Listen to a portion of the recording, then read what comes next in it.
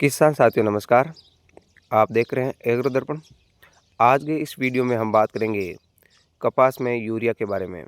कपास में यूरिया कब देना चाहिए, कितना देना चाहिए और कौन सा यूरिया देना चाहिए, नैनो या दानेदार।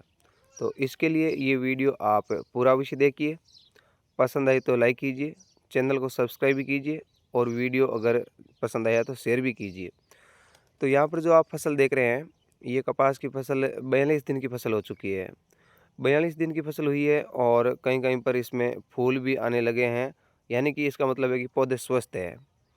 तो पौधे स्वस्थ होने का कारण है, अगर आपके खेत में कहीं पर भी खरपतवार नहीं है, तो पौधे स्वस्थ रहेंगे, क्योंकि खरपतवार के कारण ही ज़्यादा मच्छर वगैरह होते रहते हैं और इसके अलावा खेत में जो पोषण है वो भी खरपतवार ज़्यादा ग्रहण कर लेता है।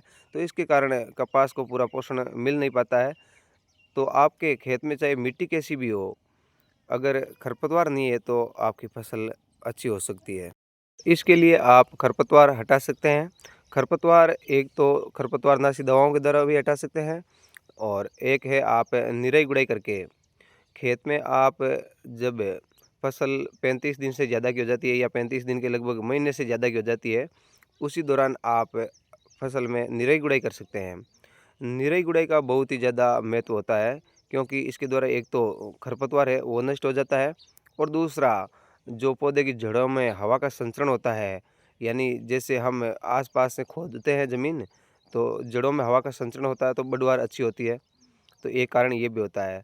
तो जैसे ही आप इसमें पहली बार निराई गुड़ाई कर देते हैं, निराई गुड़ाई 2 बार करना होता है, तो उसमें पहली बार जब आप निराई गुड़ाई कर देते हैं, तो पहली बार में आप दानेदार यूरिया अपनी फसल को दे सकते हैं और इसके लिए आप 2 एकड़ में 1 बैग यूरिया का दे सकते हैं।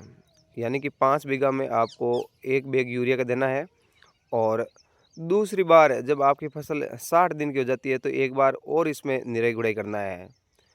तो निराई गुड़ाई करके एक बार फिर से जो खरपतवार वापस उग आते हैं, उनको हटा देना है और उसके बाद में अब आप अपनी मर्ज़ी के अनुसार चाहे तो आप दानेदार यूरिया भी डाल सकते हैं और चाहे तो नैनो यूरिया डाल सकते हैं।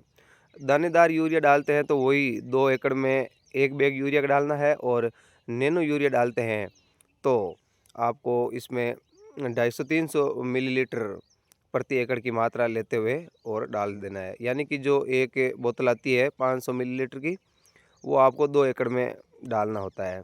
तो इस तरह से ये आप मात्रा लेते हुए और अपने खेत में यूरिया का छिड़काव कर सकते हैं।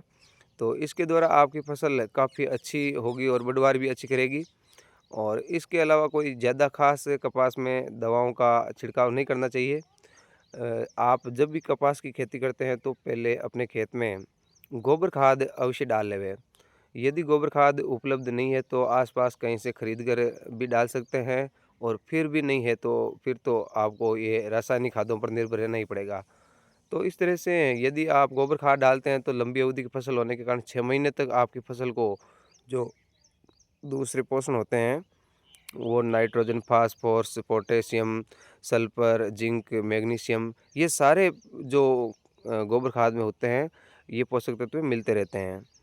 तो किसान साथियों, आप अपनी फसल में उसके बाद में जैसे 2 बार आपने निराई गुड़ाई कर दी है और 2 बार यूरिया दे दिया है, तो इसके बाद में आपको इसमें कोई ज़्यादा ख़ास डालने की आवश्यकता रहती नहीं है। यदि आप एक बार फिर से डालना चाहते हैं, तो जैसे ही आपकी फसल 3 महीने के लगभग की हो जाती है, उसी दौरान आपको एक बार नैनो यूरिया और नैनो डीएपी मिला करके स्प्रे कर देना होता है। उससे आपकी फसल बहुत ही शानदार दिखेगी और काफ़ी अच्छे फूल आएँगे और टिंडे भी काफ़ी अच्छे बनेंगे। तो इसी तरह से आप अपने खेत में सिंचाई करते रहिए और कपास की फसल को जो खाद है वो प्राप्त करवाते रहिए। तो किसान साथियों, आपको वीडियो पसंद आया है तो लाइक अवश्य कीजिए और चैनल को सब्सक्राइब भी कीजिए। धन्यवाद।